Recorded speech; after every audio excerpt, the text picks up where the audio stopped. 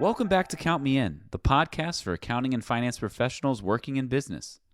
I'm Adam Larson. Today we'll be discussing a perennial hot topic, lease accounting, specifically FASB's new standards for private companies and nonprofits under ASC 842. And just in case you're unaware, the deadline to transition to the new standards is December 31st, 2022. Thankfully, I'm joined today by a true expert in this infamously thorny topic. Ann Ohm is a CPA as well as co-founder and CEO of LeaseCrunch, a software company that helps companies simplify their lease accounting. If you're looking for practical tips and best practices to make lease accounting a little less stressful, this is the conversation for you. Let's get started.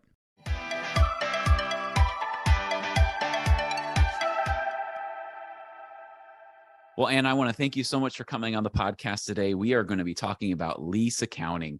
And as all of us know, that the new lease accounting standard deadline is approaching very quickly. And people should get started. We've been talking about this since, 2018? And if you haven't gotten started, the time now is to get started. What do you think? What is your advice to people as we start talking about this? I think the big thing with any accounting standard is that we all and when I was running a different company, a new accounting standard would come up, and I would ask my accountant, "What is the last moment I have to do anything about this?" And that's when I would do it. And the challenge with the lease accounting standard, if you wait, there's a couple of things. First of all, leases can be complicated. And so that analysis of your lease, spending the time understanding it in the context of the new lease standard, can take some time. And secondly, if you need help and you wait, the experts are going to be busy. So you're going to have a really difficult time getting a hold of someone who can really guide you through the right steps. So we're actually hearing CPA firms state that if their clients wait, they're going to have to charge them more in order to be able to offer that assistance, because they're going to be so busy with other things. You wait until if you wait until January, February, this is going to be rough. So start now, get on top of it. It's just going to make life better for you. Yeah, for sure. Because you don't want to wait to the last possible second, because it's going to fall back in your face. Do you think that maybe we could start in this podcast to maybe go over maybe some practical expectations and how to make your adoption easier, especially if you are just getting started now, or even if you've been aware, you've been preparing, but to the actual practical application, it's still gonna be a difficult process. Yeah.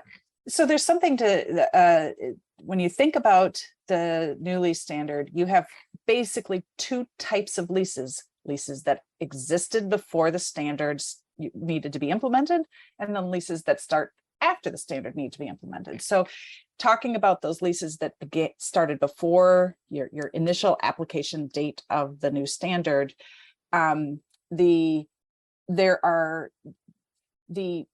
FASB, Financial Accounting Standard Board, really wanted to make sure that this was as easy as possible. It sounds like that might not be true, but it is. They have said that repeatedly. And so what they've done is they've actually provided some practical expedients.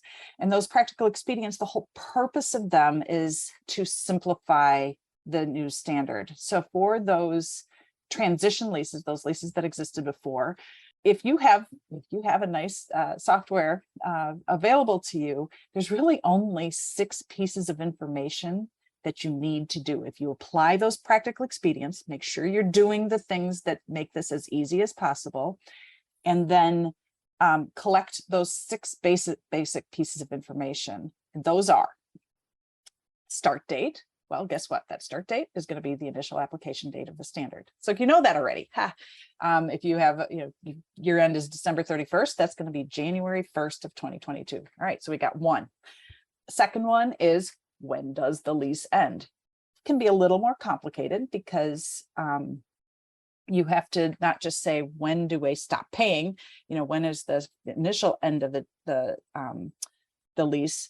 I have to also look at it and see what might I be reasonably certain to renew a term, or might I be reasonably certain to terminate early? So you really have to look at what is the total lease term, including renewals if you're reasonably certain. It's a high bar, but you do have to look at it. The third thing is discount rate. So we know those first two seem, oh yeah, they're pretty easy. And the discount rate is the FASB offers the ability to just use the risk-free rate. So that's great because that's publicly available. You don't have to really think about it too hard. Or the challenge with the risk-free rate is that it will tend to be lower, which means your lease liability will be higher. If you don't want that for larger leases, the FASB also more recently allows us to decide your discount rate based on asset class. So you can say, all right, for my office lease, which is a big lease and lots of, going to be big dollars, I'll spend the time to figure out the higher discount rate. And if I have vehicles or photocopiers, I'm just going to use the risk-free rate. So that's a nice thing. So that's the third piece of information. Fourth one is, hey, is this an operating lease or a finance lease? Well, once again, FASB says, you know what? If you had an operating lease before, it's an operating lease now.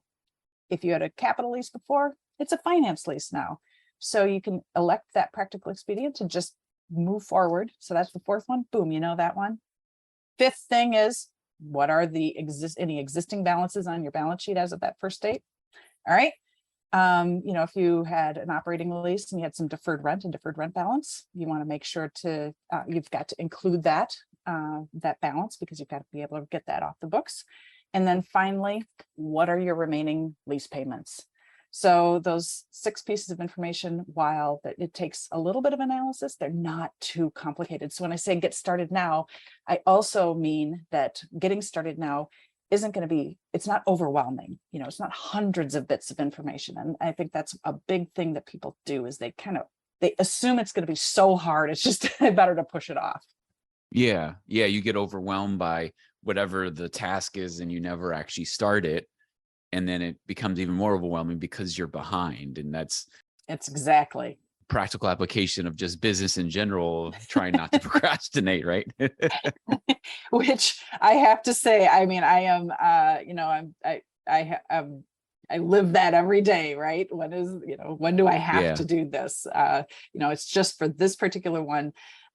There's another reason why getting on top of this can be really important. And that is many private companies, the reason they follow GAAP accounting is because they have a bank loan. And if they have a bank loan, adding lease liabilities could cause them to be in violation of some of their debt covenants. Now, those debt covenants are changeable, but you have to get on top of it, right? So what we hear from banks is banks are kind of waiting for you to come to me and tell me, if you think you're going to be in violation. Well, in order to know that and know what those numbers are, again, getting started early makes a ton of sense. You can have conversations with your banks, make sure to make adjustments so that you hit your December 31st financials. You don't end up with a debt covenant violation that you really didn't need to have. So that is another really important reason to, get on top of this early, and pay attention to those practical expedients that the FASB offers to make it easier. I'm also somebody who loves to make things harder, right? Like, I'm going to do it the real way. I don't need the shortcut. Oh, come on.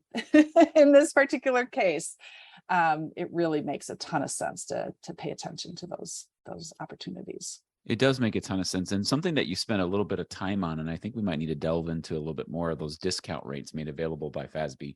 I feel like that's something that you're really going to have to adjust your formulas, or if you're using a software, you're going to have to really adjust and really relook at everything to make sure that you're following that properly. Yeah, there's a couple of things around discount rates that are really important to just know up front. One is, again, going back to those transition leases. The FASB allows you to either determine, so because a discount rate matters the term, right? The length of the term. So, if you are borrowing $100 and you borrow it for a day versus 10 years, you're going to pay a different rate, right? The longer it is, you pay more, right? So what you want to do is you can decide, do you want to use a discount rate for the remaining term, or do you want to use a discount rate for the original term of the lease? And you have to make that election for every lease, right? So you can't pick and choose. That is something you have to make for every lease. So that's just something to keep in mind, looking at the rates that are available to you. Do you want to go back to the term? So if it's a 10-year lease, but they only have a year left, do you use a 1-year term or do you use a 10-year term? So that's one thing. Second one is consider materiality. So, and what's going to make it, what is going to be the easiest approach to this? So what does that mean? For your more material leases, spend the time to figure out a discount rate that would be specific to, so the lease standard says you're supposed to use the rate implicit in the lease if it's readily discernible. That is almost never readily discernible.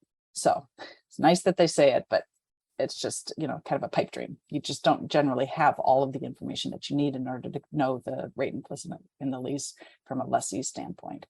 So then you have to look at it and say, okay, well, my discount rate needs to be then the collateralized borrowing rate that I would need if I was to borrow money to buy this asset for this amount of time. What is that rate?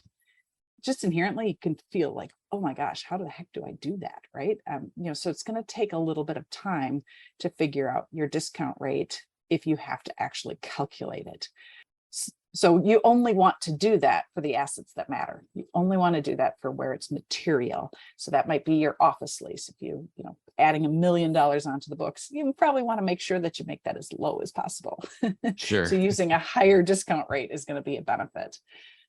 Whereas for those smaller leases, just use take advantage of that practical expedient, use the risk-free rate, the published rate out there, boom, look it up, boom, you're done. It's going to be much easier to do. And again, for those transition leases, as you are making the transition to the new standard, that rate would be the rate as of, if you have December year end, it's going to be the rate as of January 1st, 2022. So that's when you will identify that rate. I just need to verify something. You keep saying 2022. Do you mean 2023, or is it the rate of January 2022? This standard needs to be, so if you have a December 31st year end, you need to start, you need to be implementing this standard for your December 31st, 2022 financials. Oh, okay. Okay. So if you haven't started now, that means you are going back to January and you're figuring everything out back to January. The reason why so few people have started is because the standard says you don't have to implement the standard for interim financials in 2022. You only have to do it for year end. On a go forward basis, you'll have to do it for all of your financials, any financial that you publish. So we accountants are saying, yay, I don't have to do anything yet. Because it's not until year end. Yeah. Now but the fact of the matter is you do have to go back to January 1st. And that is actually another practical expedient that is offered by the FASB, which is, let's say you have comparative financial statements. You have 2 years that you publish every year. You do not have to restate prior years. So that's a good thing, right? Yeah. So if you have 21 and 22 on your financial statements, you can just implement this as of 2022. I think I know of one situation where someone went back and restated prior years. Almost everyone is like, I'm not doing that. I don't care if they're not very comparative for 1 year. Exactly. I'm not restating 2021 if I don't have to. For sure. All right. So there's another type of lease that I've heard about that I know that this implementation affects is called the related party leases. Can we maybe talk about those a little bit, especially since it affects the smaller organizations? Absolutely. It's actually incredibly common for an organization. Let's say you have a factory, right? And they're some sort of manufacturer. It is a common practice to have the building that the manufacturing company operates out of to be owned by a slightly different set of owners. So it could be a parent sold the business to a child and retains ownership of the building. Or it could be, I've seen opportunities where the executive leadership has an opportunity to buy out the building, and this is just another income opportunity for them, and a way to, from a compensation standpoint. So anything like that, where there are transactions between two separate entities, but there's a strong relationship between them, you have to disclose that. So that's what's important about related parties. The second thing from a lease standpoint that's important about related parties is that it may not be very well documented, right? So what do we pay for? How long? How long are we going to be in this building? There may not be a lease. There may be a lease that goes on for a really long time. So there's so many different things that can happen with related party leases. And so that's, people are asking a lot of questions. They're really, really nervous about their related party leases. So the thing that's really important about this is that related party leases, for the new lease standard, you don't have to try to conjecture what might happen. You actually go to the legally enforceable provisions. If there is no lease, you might not have something legally, but what would be legally enforceable? So what does that mean? If you have a written lease, you just look at those terms and you apply the new lease standard according to those terms. You don't have to think, well, we're never going to move, so this should go on for 50 years. And now you have this massive lease liability that really, that isn't the intent of the new lease standard. Not at all. That is not the intent. So the fact of the matter is for related party leases, you look at it and you say, what is legally enforceable? And that can change. People could decide to change their leases to ensure that they're not.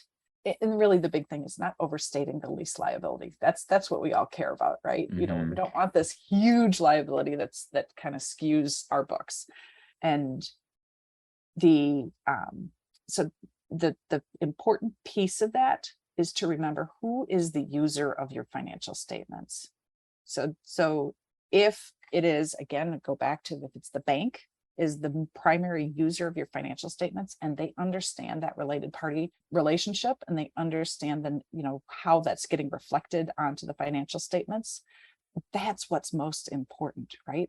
It's not just about complying with GAAP, it's that the users of the financial statements have a clear and transparent understanding of your business. Mm-hmm.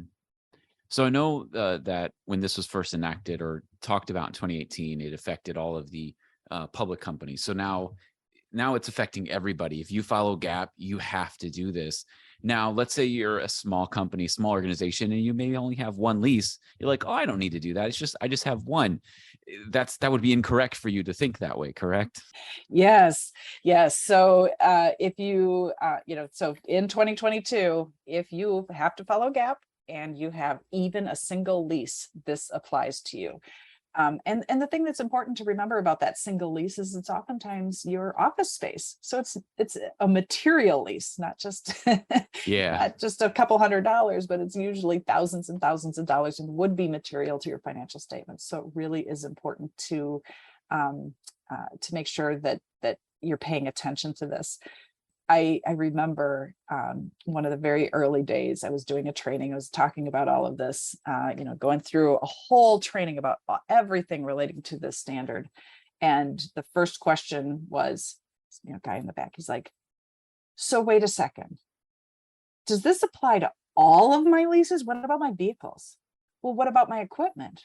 He just was sure that maybe it was just real estate. Like, no, Yeah. It is all leases. If it's a physical asset, it's all leases. So it has been, and we saw this for public companies where maybe they just didn't pay as much attention to operating leases because they just expensed it. So it didn't really matter if they identified them.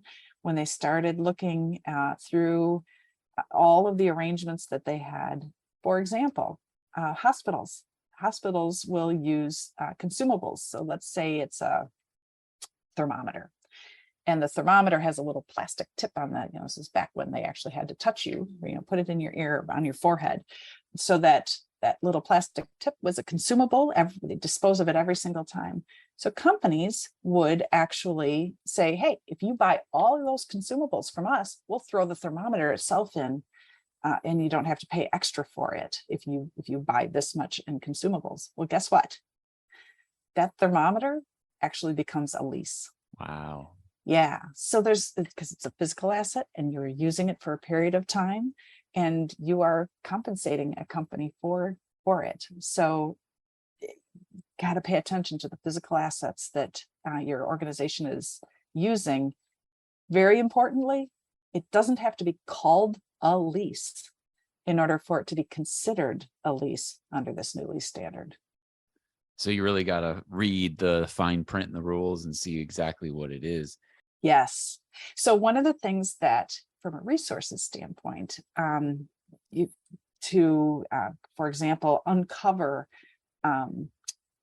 situations like I just described, we actually have what we call an embedded lease identifier for free on our website. You go to our resources page, and the purpose of it is to help an organization understand, is this contract, is this arrangement, is this agreement, is it possibly a lease? Is there possibly a lease in here? And you go through 5 questions, not easy, but it's just 5 questions, one at a time, with examples of yes versus no. And at the end, you actually get, you can have a report emailed to you that says, yes, this is a lease, or no, this is not a lease. And for an organization, this can be a helpful audit tool to show their auditors, hey, we went through all of our arrangements, all these different reasons why, maybe I have a regular payment to a company, and I just want to make sure that, is this or is this not actually a lease? I've gone and I've done the consideration, and I know it's not a lease, and it's okay that I don't, apply the new lease standard to this. So the good news is there are resources out there. Look at our website, leasecrunch.com. We have a lot of free tools and guides and educational materials to help people understand this standard. It's hard enough, right? Leases are complicated. We don't need to make it harder than it has to be. So, we really want to try to ease that burden for everyone. Well, awesome. Well, and we'll make sure to have those links in our show notes. So my audience, please make sure you click those links. And Anne, thank you so much for coming on and trying to break this complicated subject down for us today. I think we all probably have a better understanding. My pleasure. Thank you very much for having me. This has been Count Me In, IMA's podcast, providing you with the latest perspectives of thought leaders from the accounting and finance profession. If you like what you heard and you'd like to be counted in for more relevant accounting and finance education, visit IMA's website at www.imanet.org.